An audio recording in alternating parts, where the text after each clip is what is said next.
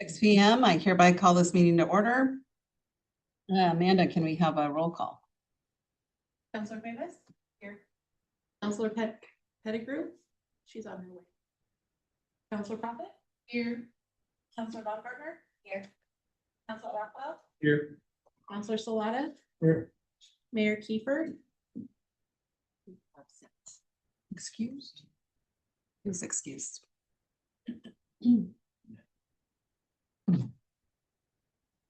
So I have City Manager Hammond Yes, about water rates. we are. So Andy cannot find the link. If Andy could, I thought I did. Can you text it to me or email it to me again? We'll get Andy on, our consultant who's been doing this.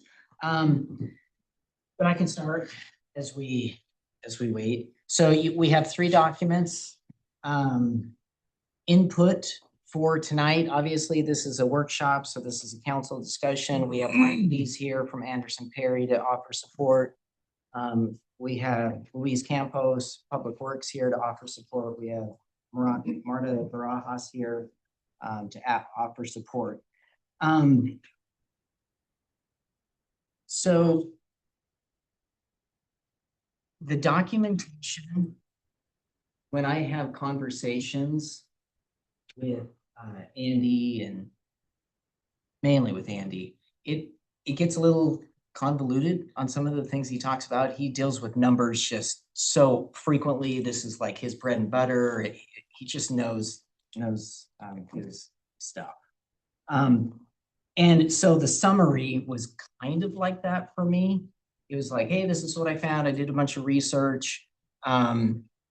These are the findings. The second document, that is the overview of what he found if we were to do a rate analysis or a rate increase based on 10%. His findings were, hey, this is where you were going to expend money, and we just want to, at the end of the 20 years, be a net zero. And then the last one that I have, it's the historical data sheet. So I went back and from 1981 and looked at every time we did a rate increase. So you can see all the years listed. From 1981 to 2019, Mike did an average, and it was 2.9% annually. So from 1981 till 2019, with all of the increases, it averaged to be 2.9 every year. Okay. There was definitely not a rhyme or reason of how it was. You look at the resolution in 2019, you have a residential rate that is different than the commercial rate. You have a difference with the school rate. The per gallon is different, 7,000 for residential, 8,000 for commercial, 6,000 for schools. So what the conversation that we've had with Andy Parks is, the current structure that we have is outdated. So what I would like to have and use this time for is to discuss that concept. Do we want to keep the same structure where residential is one rate, commercial is one rate, industrial is one rate, the school has a different rate, there's 7,000 here, there's 8,000 gallons here, 6, whatever. Do we want to keep that structure, or do we want to go with what best practice, industry standard, that's the word, what industry standard is? And Andy is the one that will answer the industry standard questions. Again, he has the knowledge. He has gone through our finances. He's done all of the research. I know this is not a fun topic to do. You guys don't always have the most fun of doing this, and you don't get paid. And this is one of those stinky parts. But as an elected official, you have, a very limited scope of what you can do, and this is one of those. And one of those is to ensure that our systems, water, sewer, the structure of the city is intact and it's gonna be longevity into the future. Okay, and that does fall on you guys. We can always kick it down the road and say, hey, I don't want to deal with it right now. Let's let somebody else deal with it. Certainly not going to solve a problem. This really was brought up in the fact that we as staff thought that there was going to be some shortcomings and we wanted to get a plan ahead for that. I knew there was going to be some griping and some discussions that needed to happen, and that's all of this process. So, yeah, is there anything else that I'm missing, Mike, Marta? Well, just to kind of probably segue into Andy's. You know, the city brought in Andy because he's a professional at doing this stuff. And so that's why we brought him in. Like, this is all that this guy does, and he's good at it. So just some of the work and some background on how he came up with all these numbers. In order to do projections, you have to look at the history. So Marta provided him with, I think, 5 years of the financial audits from the city, including all expenses, operation maintenance costs, all that stuff. And then he's got a bunch of tools, and it's, you know, somewhat confusing to look at because it's a bunch of numbers, but it all makes sense to Andy because he knows what he's doing. And so in order to make projections, you look at your past, and then you apply some sort of growth rate, whether that's inflation or this, that, or the other, and then you come up with projections. And the thing about projections, sometimes you can overshoot them or you could undershoot them. And so this is a snapshot of what a future would look like. But as a city council, you have the opportunity as the years progress to reassess what those projections are looking like. Are they a little too aggressive, or are they, you know? So although it says there's, you know, 20 years of projected annual increase of, you know, 10% or 5% or whatever it is, that is a projection that can be adjusted based on real life data. And the only way you get that data is by, you know, operating each year and seeing what your expenses are and reassess it. So just take that into with a grain of salt that, you know, this is a projection made by a professional, and things change in life and communities. And so adjustments can be made, you know, next year or the year after. And so this thing's not set in stone, but it provides a good roadmap that you can see what, you know, needs to occur.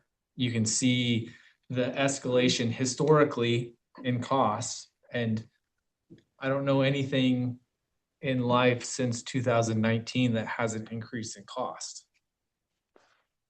Other than our Other than the water and sewer rates.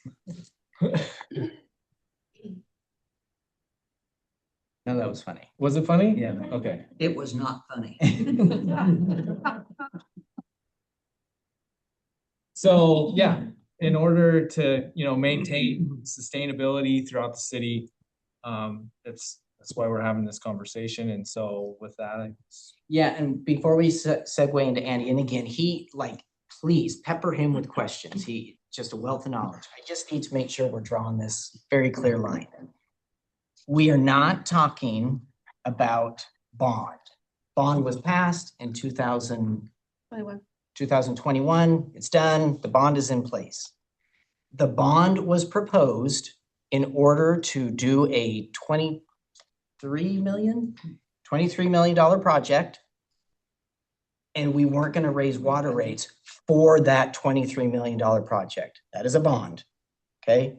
What we're talking about is a water fund, a pot of money that is what we pay for to do operations and expenses and preparing for the future. That is very distinct. We're talking about a water fund. The bond is something totally different. Okay. And general obligation bond, which is what passed, can only be used for capital infrastructure projects. You cannot use general obligation bonds for your normal operating costs, repairs and maintenance. I think a lot of people don't Like- understand how a bond even works. Right, so that's why we're laying it out right here, because making that clear that that's why that bond was proposed was for specific projects, infrastructure projects.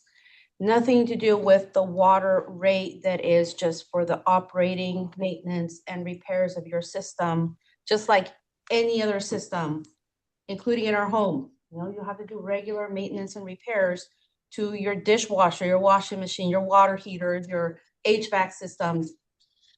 That's what we're talking about, is the operational cost. And like Mike said, and not just from 2019 going forward, but every year, the cost of supplies and personnel and fringe benefits goes up. How many haven't seen insurance rates go up? That's the same for the health and dental insurance of our staff who are working on the water system. So that's what this fund and this rate is about. So again, like Brandon said, the GEO bond, that bond passed, that money has been spent, those projects have been completed. We're now looking at just regular operating maintenance, routine expenses that we're gonna have year after year. This a question.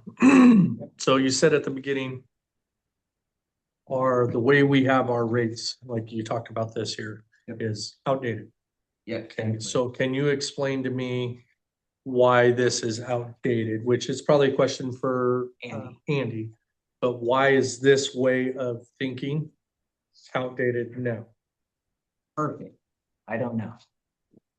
Andy does. Yes. That would Did you be hear my, that, Andy? Yeah, would you like me to go ahead and address that question? Glad to. Yeah, it was probably outdated when it was adopted, is my guess. You know, the cost of water is ultimately the same. To produce that water is going to be the same regardless of who consumes it. And ultimately, you know, there was a policy decision made at some point by a prior council that was wanting to provide a lower rate to one group of customers versus another group of customers. And what you've seen in best practice methodologies and so forth, and this has been for decades now, that the cost of water, the variable cost, has ultimately been established to be the same regardless of whether it's industrial or residential, commercial, schools, etc. So that's, you know, the best practice methodology, and that carries over to the meter side, or the charge for the meter is utilizing a charge that ultimately is consistent and equitable throughout that process. And equitable is, you know, the key word there. In the size of the meter ultimately determines the capacity of water that ultimately runs through or can run through that particular service device. So just use as an example, on a residential street, you might have 7, 8 homes on a given side of a street. You've got a 5/8 by 3/4 inch meter on each of those. So you've got 8 units of water. If you ultimately had a commercial setup on that or an industrial setup on that street, and there was only one meter, but it was a 4-inch meter, you'd have the same amount of pipe going down that street as you do with the other, and yet your rate structure is recovering effectively the same amount that you'd be getting from a residential street that, you know, it has 8 different meters on it. So the best practice approach is on the capacity in an equitable way. So for example, I think there may be a chart there that you have that shows that residential is, you know, 3/4 inch size is a capacity factor of 1, and anything above that size, the capacity that is able to go through that has a multiplier. So for example, a 2-inch meter 5.33 times as much water can go through that meter as a 3/4 inch meter. So having a base charge on the system right now or on that meter of 2153, that compares to a residential meter of 1733. So instead of being 5 times greater, it's just a few dollars. And if you were, a large commercial user with an 8 inch or an industrial user with an 8 inch meter, so you need potentially lots of water, and that means the system itself, and Mike can certainly address the engineering side of this stuff. You ultimately need a system that can produce that much more water should that customer need it for fire flows or any other reason. They need to be able to pump that much water. That's why they were required to have or desired to have an 8 inch compared to a much smaller meter. So you're building infrastructure, wells, water line size, reservoirs, all that are sized based on the demand, which is generated by, the meters that are ultimately put in there in the capacity that those each draw down. So, the present structure, for example, again, you're charging 2153 for that 8 inch service every month, as you are a commercial enterprise that has a 3/4 inch meter. So, and I'm just, giving you, the industry best practice and the theory behind it, which, I think, makes, has a lot of common sense in it. But, glad to address, deeper if that's, if that doesn't explain it well enough to you at this point. I think the one thing that concerns me when I look at this old model is that I would assume that the base rate for schools is set because we're trying not to overcharge our schools. We're trying to be, I guess, a good neighbor or whatever. And so if we go to this new model where it sounds like everybody's going to pay the same, wouldn't that increase the amount that the schools have to pay now? It could and likely does. What I would suggest to you is school districts typically have a much bigger boundary than the city limits. And therefore, you have citizens and so forth that are outside the city, and you're effectively city taxpayer, city ratepayer is subsidizing the folks that live outside the city that are paying, those taxes to the school district. If that makes sense. So, again, it's from an equitable standpoint, the rates, no matter what type of customer you are, it's equitable. And certainly jurisdictions have, much like you, there's, occasional, situations that you run into. It's not often where there are carve outs or, accommodations made for a certain, type of customer. You see it occasionally, in the irrigation, side of things where, and you may be doing it right now. I think you may be actually for your city parks. So you're maybe not charging your city parks for the water use, and that may be something that you ultimately do. I'm saying that without going back, and I'm risking, having not gone back to look and see if in fact you are or aren't charging your parks. But I've seen, some communities not charge their parks for that water. And that's ultimately, to your point, it's something now we don't have the money in the general fund to pay for the water. We'll ultimately recover that from the rest of the ratepayers. But somebody's ultimately paying for it. And anytime you have a rate that's different, one that's lower versus one that's higher, the people that are paying higher are effectively subsidizing those that are lower. And, that's a local political decision. My role just to, give you the information, you guys make that call, and we'll set forth the, the recommendations you need on the, on the, whatever the rates are to get you the revenue that we project is needed in order to fund the operations as we, have forecasted, and to set aside, dollars, et cetera, for the replacement and upgrades that, are projected to occur. And again, I just wanted to, caution everyone that, the model that we're looking at, the numbers we're looking at, are making the assumption, this has not, dived into making changes to the rates themselves in terms of, alignment and rates. It's to forecast the additional revenue needed on a percentage basis to get you, into a solid financial position over a 20-year, 20-year horizon. And as Mike So- mentioned, yeah, go ahead, Brandon. Oh, no, I was gonna say, Andy, what you're talking about is the document that we have. That is the one, this is our our same system based on an increase. This is not what he's mentioned where it's like equitable and everything pays the same. Okay, sorry, Yeah. keep going, Andy. Okay, yeah, so that, that model is saying, for example, rate increases on the same base, on the same rates that you have presently, everyone would pay 10% more. If we adjust the rate model, we would need to go in and do some fine tuning of that information to see the ultimate impacts of moving, how many customers that you have at the higher rate, or say customers that have a 4-inch commercial meter versus,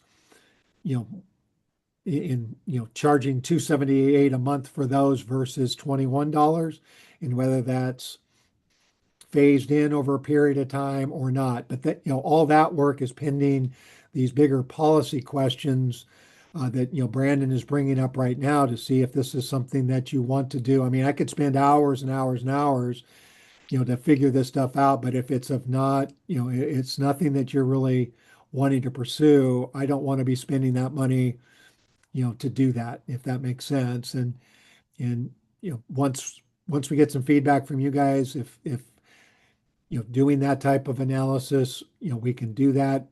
That can come back. Typically what I see with organizations like yours that have this type of structure, it may be phased in over a 5, 6, 7 year period so that it's not, this, just use the example of going from $21 to $885 for an 8-inch meter. That, when you fine tune that number is probably going to be somewhat similar to that, but that's still obviously a huge increase. And that's something that, you're working, to phase in as opposed to it's a one-time adjustment and, going to cause, potentially some, negative consequences with your commercial, customers. And really now, like, please do not hold back on the questions, whether you agree or disagree, whatever. Now is the time. Really, Andy is the one with the answers. I don't. So has anybody, I mean, I assume Marta hasn't, have you had time to take these figures that we have here, these categories, multiply them times if we gave the new rate to 10%, how much each category is using, what that would mean? That's what Andy's whole spreadsheet does. Well, if it was big enough, I could read it. It would be really helpful. I know it, and it's very, yeah, it's So a where- lot. Where's I it love at? It's the whole thing. So, and this is, so if you have the spreadsheet, which I do, I said, if you have the electronic version of this, which I do, Andy shared it with us, we can go in there and plug in numbers, plug in rates, plug in it, and look at that. What we wanted to discuss today was this spreadsheet that he put together is based off of our models. Is that what the council wants to continue as the model? Or do we want to change the model, the rate model, to the more equitable one to do that work? And then you can have that comparison. If you just want to stick with the same model that we have now, then all we're going to play with is those rates. Percentage. So what you're percentage. saying is commercial would still be the same one rate and residential would be another, and we would stay at that. But if we want him to spend more time and money, then we would say, okay, figure out what it would take if everybody was at the same rate. Correct. Correct. Like, what if we're all at 58 cents or 68 cents? And where would the base be? Well, it seems to me like that's not too hard to figure out. So if you have I know we always mention those on fixed income. Usually they're a 1 or 2 person household. If you were looking at their historical use of water, they are consistently below the 7,000. So if you keep the base at 7,000 gallons, they're paying more for water they're not using. And so those households are the ones that are paying for the ones who are consuming more. Because our base is so much higher than what they're actually using. So if we all go to one same base, then that's where you're really gonna capture that the more you use, the more you pay. But the ones who really do use less are gonna be paying less, and they're not supplementing for those that use more. Correct. And like Andy said, it's being paid for somewhere, and it will be paid for somewhere. It's up to how we process it. Yeah, if I could, she brings up, the council brings up a good question related to, doing the projection if we were, all the customers were paying the same rate. With the current information, and Marta's been great to give me, I think it's 3 years worth of monthly charges for all your customers. So to go back through, and there's several thousand, accounts. So what that means is, expanding the model, which, that can be done. But the model has to incorporate things such as you have 7,000 free gallons presently. And I just Yeah. figured paper. If that number isn't changed, the model, I can't simply go in and take maybe all the water that you consume and multiply that by the rate, let's say 58 cents. I would have to go back in on every single billing and find out if in fact it exceeded 7,000 gallons. And then that amount of water above 7,000 ends up being multiplied times the rate. So, there's some just basic things that, to help me help you, I would need to know if you want to have that explored or not. And, because like I say, this type of effort to do that, it takes a little bit of time, takes some testing to make sure it's generating the information. You want, Marta to take a look at it just as a, double, set of eyes on it to make sure that, I'm not missing it. Because again, we're dealing with thousands of lines of transactions. And, so we want somebody, not just myself looking at it. We want, somebody at the city to take a look and make sure, she's, she's good quality control. And, that just takes a little bit of time. But before spending the time again, is wanting to make sure this is something that you as a group are, interested in seeing and, find value to it and it would be helpful to you in making your decision. So on the expenditures, all that you have listed here, how did you arrive at those figures? Because, in the beginning, by 2035, the expenditures are almost equal to the revenue. And then if you get over to 2045 and you're, gosh, $4,000 or $5,000 to the red. Yeah, well, yeah, that's a good question in terms of, how do we project out? What we're looking at is the historical information of what the city has spent on salaries, on materials and supplies, utilities, electricity, repairs, all the different line items that you see on that spreadsheet, together with, maintenance capital and so forth. And so all of those are forecasted going forward using the CPI. We're using the Cleveland Fed expected inflation rate, and the Cleveland Fed puts out a nice 20-year forecast of what they see the inflation numbers being. And that model gets updated, and as at the time that I did this work, that inflation rate was at 2.79, declining next year to 2.56 to 2.45 to 2.4, and it just gradually goes down closer to 2 the further you go out. And then we looked at the pay structure of the city employees. We factored in based on the seniority and so forth of your your team that there would be some steps in, we factored in half of the employees being eligible for steps, factored that in. We factored in the COLA, which is tied back to the CPI. We know that the city is getting, approximately 3% increases on their PERS every 2 years to pay for the unfunded liability. We use that for the next several years, and then there's a point at which the rates get high enough that they're starting to pay down that unfunded liability and the rates start to go down. And we've got the rates every 2 years starting to go down, I believe, in around fiscal, what is it? Yeah, fiscal 38. We now have it going down 3% every couple of years.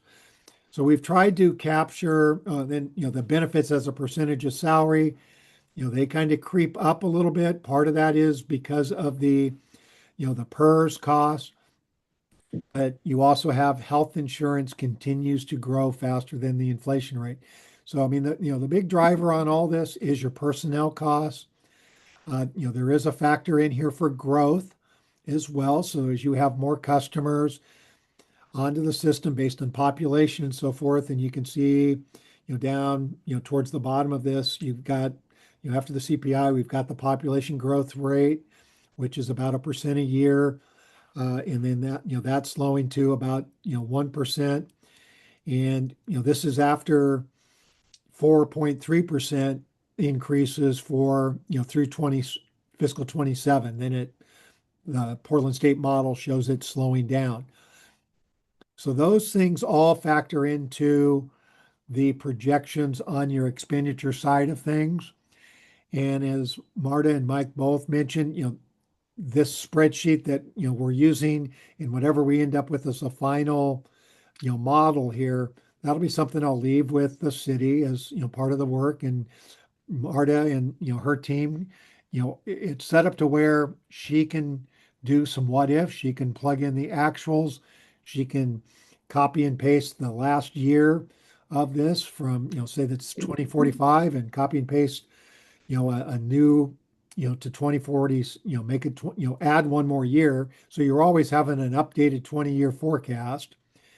And you can do more of the what if and spend more time with the Public Works Committee or whatever in terms of factoring in, oh, okay, we've got more capital, replacement or more capital projects, that Mike's, saying, needs to be done.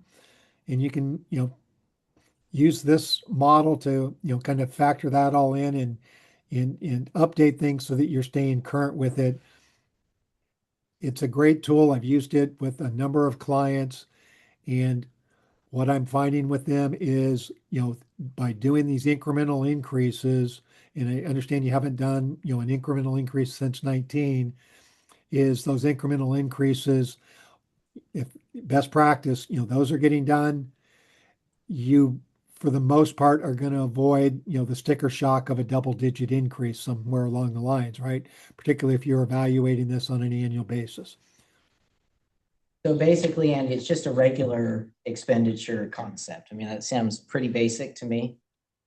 Yeah, there's nothing really complex. We did factor in, also I should mention, halftime FTE, I believe in 27, and another one 10 years later. So it's the, a one person being added overall to Public Works, half in water, half in sewer, and 10 years out, the same type of thing. And again, that's to meet, growth in the system, in terms of staffing need. No, thank you. Hopefully that answers Karen's question. Yeah, because he mentioned he added employees and we all know as we grow, in 20 some years, we're hoping to be a bigger town. Probably Right. need more. Well, how many employees. staff have been added since 2019? Oh, a lot. Yeah. I think there was Where are we 5. talking? There was 5. Oh, Public Works, it's been, There was 5. Since Brandon joined us, it's been 2 that joined. yeah, I us. think 3 Oh, but she was asking since 2019. in just Public Works. I think it's 3. I have the number somewhere. So you could anticipate adding at least 3 more at some point. In 20 years. In 20 years. possibly. Okay, So I have a, Perfect. I feel like this might be kind of silly. But maybe it would help me to understand some of these concepts. Is there any way to look up my current bill? I just looked at mine. All right. I just did the And math. I was wondering if we were to just very quickly convert everybody to 67 cents and 7,000 gallons. And just play a little game, what if? Okay. And give us a figure for my house, a house like Richard's, a company like BFI, and the 3 schools. And just look at what their totals would be if everybody had the same number of gallons and the same rate. So, And and what their current bill is and what their bill would be. he made it seem like it's a little more complicated than that. Yeah, cause you Well, gotta it can't take be any into more account complicated than that. the meter size. Oh, So residential meter, your typical residential meter is a 5/8 3/4 meter. So that would be essentially your base rate. Your base rate would be based on your meters. And that's to be more equitable because you have a 5/8 3/4 meter can flow, say 100 gallons a minute. okay. You've got a 2-inch meter, it could flow upwards of 300 gallons a minute. And then you continually expand, commercial meters get to 3-4 inches like your hotels. Huh? Upwards of 6 inches, and then your industrial meters could be 8 to 12 inches. And so in order to supply the same pressure to an 8-inch meter, you have to have a much bigger backbone Right? to flow that. And so that requires, a more robust system. So it's it should cost more to serve an 8-inch meter because there's more To it. there's more to it. You gotta There's more have, infrastructure. and so that's where the whole equitable thing comes in. It's you're paying for your consumption. So like the 5/8 3/4 meters, they're not gonna use as much water. Therefore, their base rate would be lower than an 8-inch who requires much more infrastructure behind it to provide the service, like the pressure. Naturally, they're gonna use more water. Of course, yeah. Okay, so Andy, are you figuring that, or is that not that easy to figure? Did you hear that? It's where he's saying it's gonna take some time. Cause he's gotta research and analyze each account, each meter size. So the projections that are done right now are based on the current methodology. Yeah. And in order to sustain the water fund through 20-year projections, that's what the current rate structure would look like for the current methodology. So my understanding then is that you would raise it 10% now, 3 years, and then it would go down to something like 3.5% or 5. 5%. That's what that document says. 10% for 3 years, 5% for 10 years, and then it goes to 2.3 2.3. until 45. so every year for 3 years, the rate goes up 10%. Correct. And it would go, 10% in school 26, goes 10% up in 10, 27. commercial goes up 10, everything goes up 10. Yeah, but I'm looking at school and they're paying 28 cents. School is 11.2. Well, 28 cents per thousand. Yeah, if I could, the, Hour. this, again, the model that you're looking at, the forecast was assuming no change to the rate structure. It would take 10%. What we may find out if you're, agreeable to go to a more equitable, AWWA, GFOA type best practice rate structure, which, includes as Mike had, mentioned, a capacity multiplier for these larger commercial meters and getting out of the free water, up to 7,000 and getting to the same consumption rate across all classes. That'll take a little bit of time to go back in and say, okay, I know I need to get to this number of revenue. So for example, I believe it's fiscal 27, I would need to factor in, how do I get to $1.456 million? And going back to all of the accounts that you have, the 1,000+ accounts that you have that are being billed every single month, I would take the new structure and end up plugging that in to generate how much would their monthly charge be, and does that get us to, and once I make the change, then it's adding 1%, 2%, whatever, doing the math. It all, in the model will, be quick to do it once the rate, once the Excel spreadsheet is set up to get us the result, it, goes fairly quickly. It's just building that. But at that point can tell you whether it's a 10% as shown here on residential. And, as a result of that, this is where everything else is going to end up. Or when we do that, that the amount of water that's being consumed by, and this is just kind of a what if the water that's being consumed by commercial users right now at 84 cents is generating less revenue, or excuse me, is generating more revenue with the lower meter sizes than it would by raising and, lowering the rate to 54 cents and raising up the base rates. I would need to see where that all comes in, right? Because if it's ultimately by making the change, we end up with less revenue, you're going to need a bigger percentage increase potentially, right? So if we make this change and came across and there was more revenue generated out of commercial making the switch, that would mean we might be able to actually lower the percentage increase. Say instead of 10, it might be 9. But that's just some fine tuning. I think the 10% is an order of magnitude until we do the fine tuning. And we won't be able to do the fine tuning, just, sitting here and having a conversation. It's going to take, going into the rate data that Marta sent me, that's a lot more lines of, of information. You got 12 months and several, few thousand customers each month, and, plugging that all in and running, creating the formula, which again, once the formula is created, it gets done pretty quickly, but it does take a little bit of time. So Andy, I guess I have a different question then. Mm-hmm. So I just want to get down to the brass tacks of it.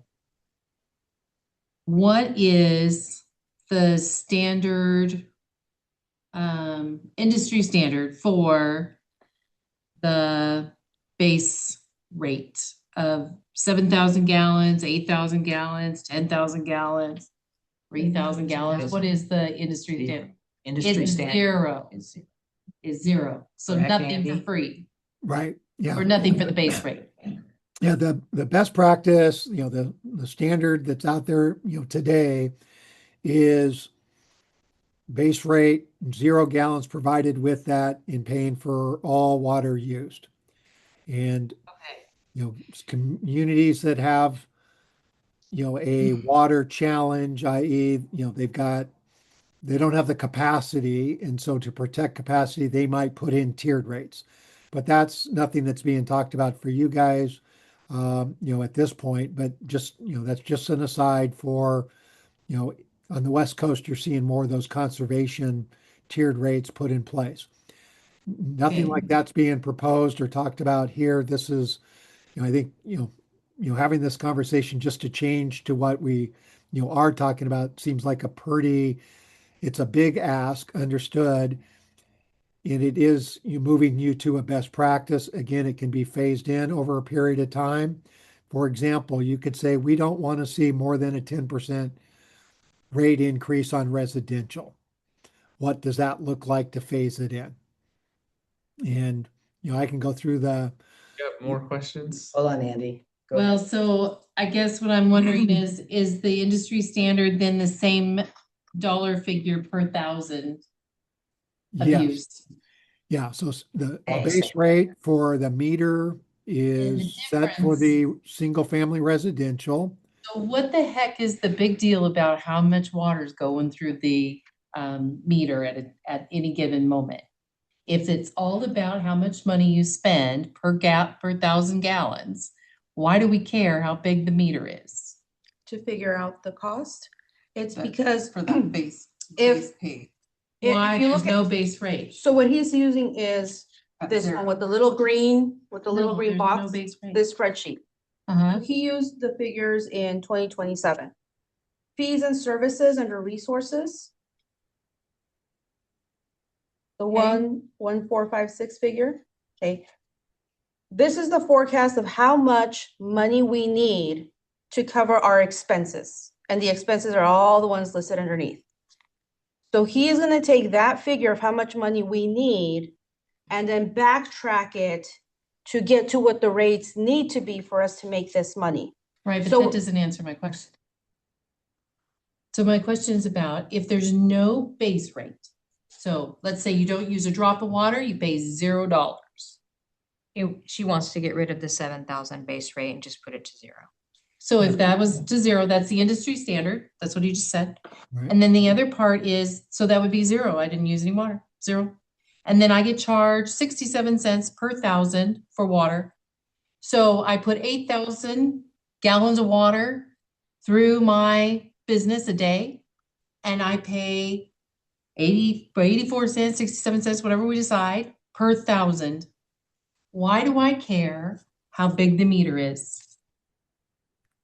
Yeah. It's the infrastructure cost. Okay, so why don't we just charge a fee for each different size meter and be done with it?